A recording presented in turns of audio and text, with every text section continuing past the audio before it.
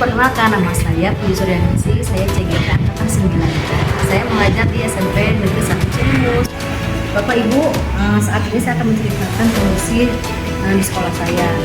Saya baru mengajar di kelas 7 dan menggunakan kurikulum merdeka. Nah, di awal-awal pembelajaran saya mengalami permasalahan, itu di mana motivasi dan semangat belajar anak sangat menurun. Ya, ada yang terlihat bete, ada yang tiduran, ada yang tidak fokus, ada yang tidak semangat. Nah, itu dulu. Akibat pandemi, pendidikan di Indonesia mengalami learning loss. Minat belajar rendah akibat dari anak yang belajar tidak sesuai dengan minat, tekanan dan keterpaksaan di sekolah. Perasaan tertekan yang dirasakan oleh peserta didik bukan hanya tentang hukuman, tapi juga ketika anak dipaksa belajar sesuatu yang bukan minatnya dan bukan gaya belajarnya.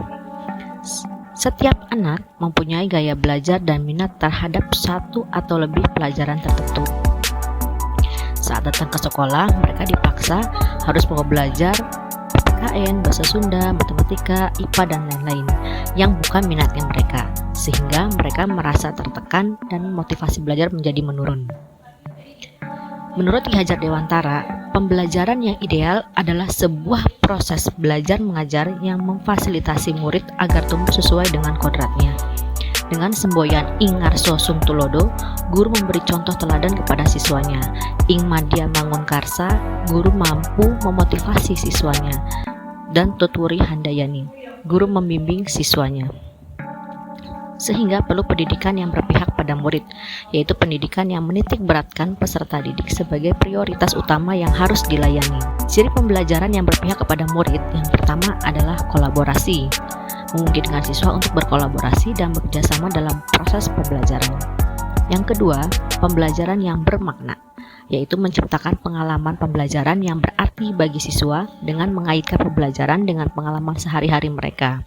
Yang ketiga, pembelajaran aktif, melibatkan siswa dalam pembelajaran aktif yang mendorong mereka untuk berpikir kritis dan kreatif, serta mengembangkan keterampilan yang dapat diterapkan dalam kehidupan nyata. Yang keempat, pemberian umpan balik, yaitu memberikan umpan balik yang tepat kepada siswa akan membantu mereka dalam meningkatkan kinerja, meningkatkan motivasi, serta memberdayakan mereka sebagai siswa. Yang kelima adalah pembelajaran berdiferensiasi. Pembelajaran yang mengakomodir kebutuhan, kemampuan, minat, dan bakat siswa. Pembelajaran berdiferensiasi. Yang pertama adalah langkahnya asesmen diagnostik kognitif dan non-kognitif. Yang kedua, pengelompokan berdasarkan hasil asesmen diagnostik. Yang ketiga, aktivitas pembelajaran. Yang keempat, pembelajaran diferensiasi dan refleksi pembelajaran berdiferensiasi.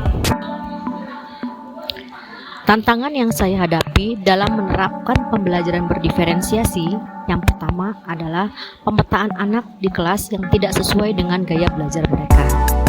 Yang kedua, pemetaan latar belakang anak pun tidak merata, sehingga pembagian kelompok jadi tidak merata. Ada kelompok visual dengan jumlah yang lebih banyak dibandingkan dengan audio dan kinestetik.